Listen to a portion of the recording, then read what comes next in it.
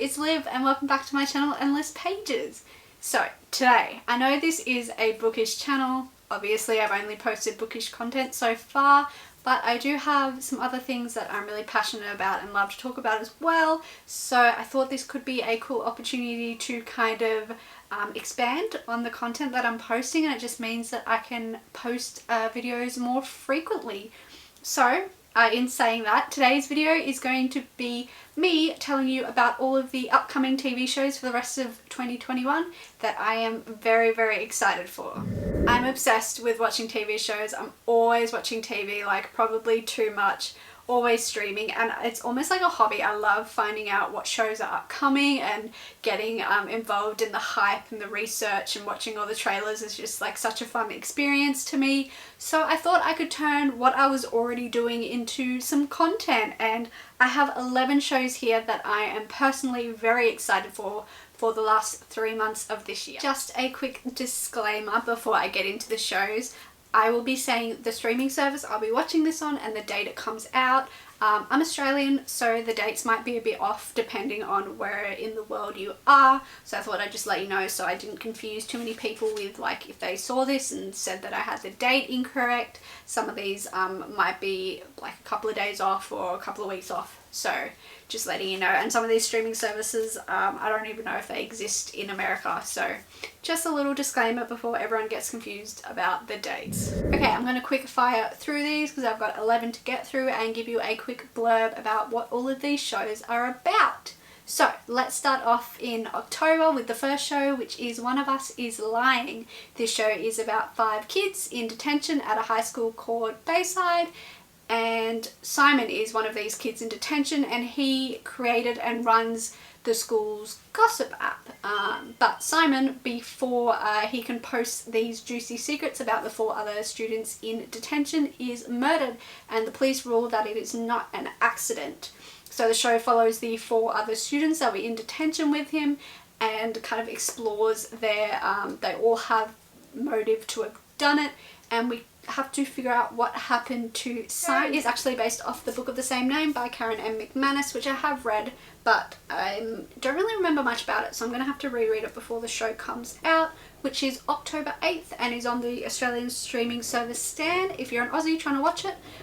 I do know, I was scrolling through Instagram before filming this, it's the 5th of October and it is out today, I believe, on the channel Peacock in the US. I saw that on the author's Instagram.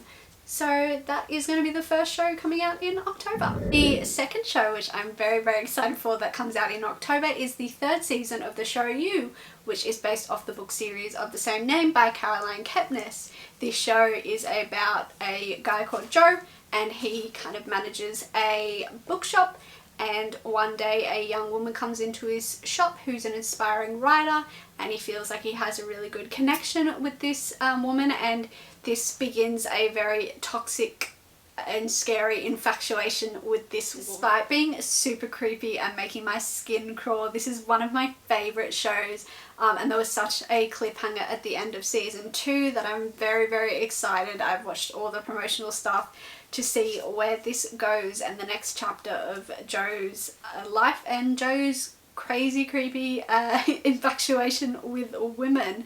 This show comes out on, let me check for you, October 15th on Netflix. Coming out on the 22nd of October on Netflix is the 2nd season of Lock and Key.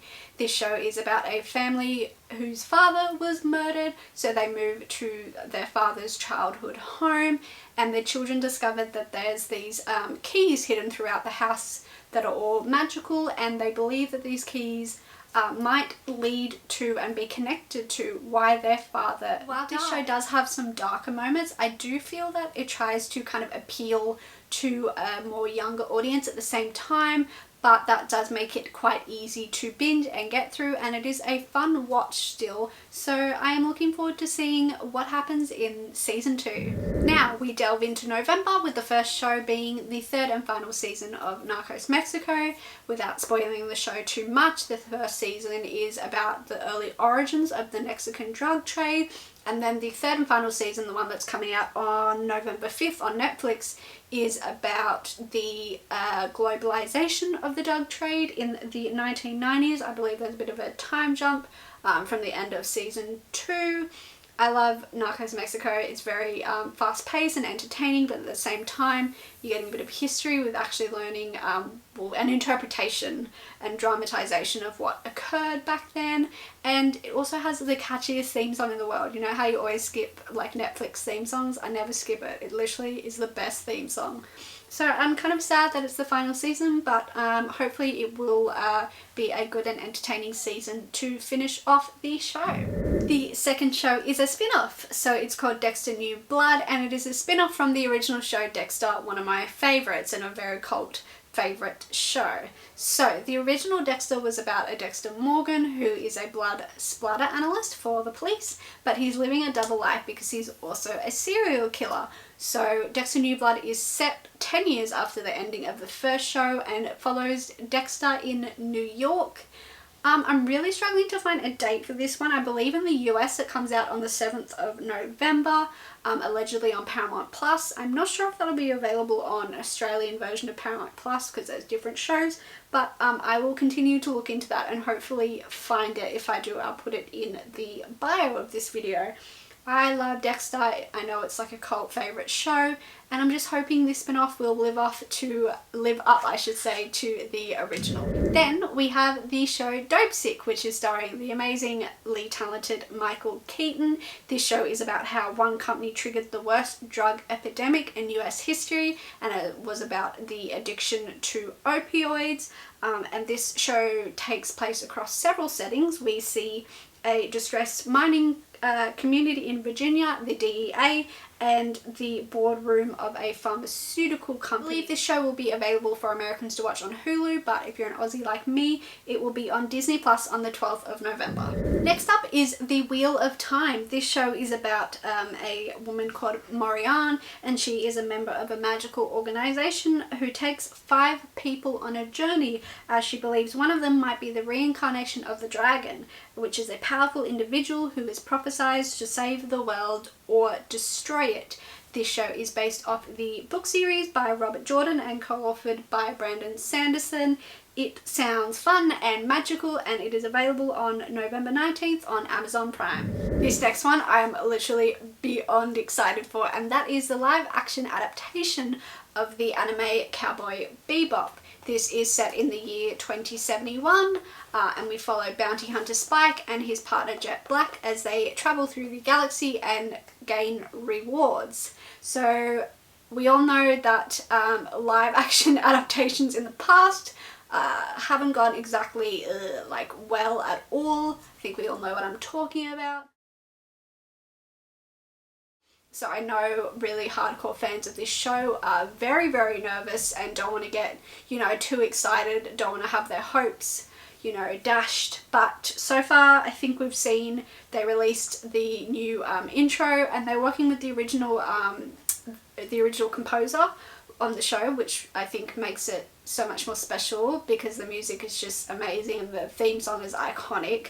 So I think everyone is nervously optimistic about this show, hoping it does the original animation. It's just almost fair to say Cowboy Bebop is available on the 19th of November on Netflix. The very next day, on November 20th, we have the premiere of season 2 of Stan's show The Great. This is loosely based around the rise to power of the Empress of Russia, Catherine the Great. I like history, I find it interesting, so putting it into a show like this where it's entertaining and funny makes it really interesting to learn about kind of Russian culture and life in the Russian royal kind of circle. So I love this show. Season 1 was great and entertaining and very easy to binge through, and I'm so excited to see where it goes in season 2. Then we have the TV show Hawkeye. Everyone's least favourite Avenger is getting a TV show because I don't know why. Introducing Kate Bishop's character, I suppose. This show is about obviously Hawkeye, and he has to kind of confront the enemies that he's made when he was Ronin, as we saw in Endgame, kind of his alter ego where he went a little bit dark.